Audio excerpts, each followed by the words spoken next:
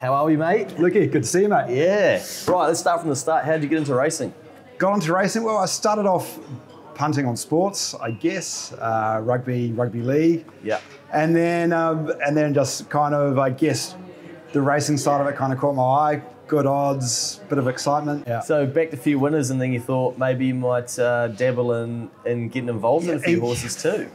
Yeah, I guess what happened was enjoyed it. I knew that Te Akau was going really well, and they obviously, as they are today as well. Saw an advertisement to get in with a Te Akau horse via a syndicate. Fortuna? Through Fortuna and John Galvin. Yeah. And wow. So what was that horse called? It was called Lucky Guy. Lucky Guy. It was originally named Guy, and then it became Lucky Guy. Named after you. And so won races? Won races. Look, I went back to try and check its form because this is going back quite a few years now, back to 1-3, 2013. I might have won a race here before I went to Singapore. Yeah. Okay. Yeah.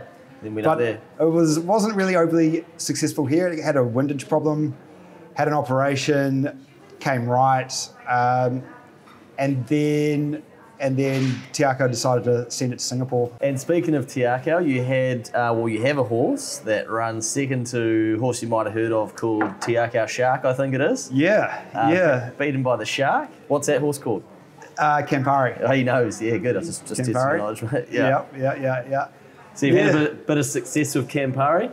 Yeah, we've been doing pretty well with her. She's had, I should know how many starts, maybe 15 starts with 3 wins.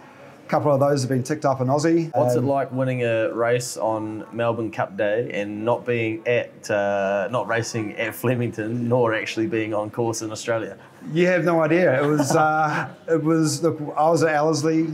We got into the owners' lounge because Albert Bosma from Go Racing and Steve Marsh, the trainer, were both there. So pulled the boys in that were on track, and we watched the race with those 2 characters. And then heartbreak another time at Ellerslie. I think I remember she got.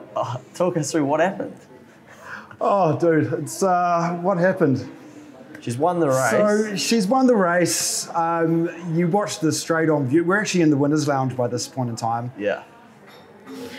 You couldn't really see it from side on that she'd actually deviated and laid in down the straight, or apparently did. I think there are a couple of horses that could be accused or could have actually been at fault in that whole scenario. Yeah. We were in the owners' lounge for about half an hour when the judiciary, or whatever you call the boys upstairs, were making their call on how much impact she had by pushing out a little bit. And anyway, she ended up getting relegated to second, and I was pretty heavy on her that day, so it did hurt. When you spend half an hour in the winners' enclosure celebrating like a winner, do they make you give like the trophy back, the wine back, the 64 beers that you've had in half an hour? Well, we pushed it pretty hard.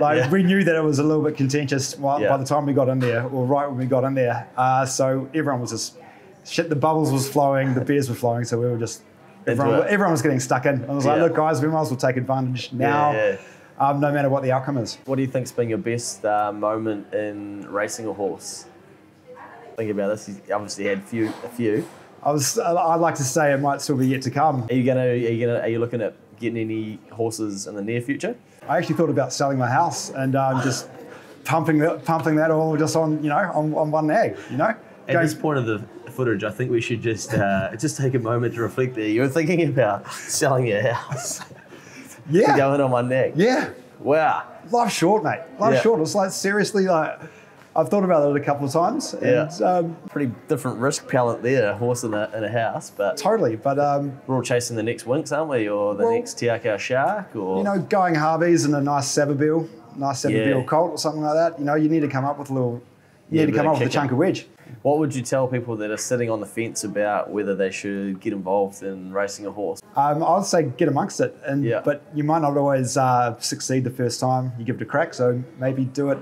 You might have to do it 2 or 3, 4 times before you actually get somewhere. Oh, mate, wishing you every possible success with the next journey of Campari, and sounds like you're going to be here to stay in the game for a lot longer than this horse. So hopefully you can keep tipping us winners and then backing them when they're owned by you guys. Nice one. Thanks very much, Luke. All the best, mate. And Ben, boys get paid. Yeah. Come on.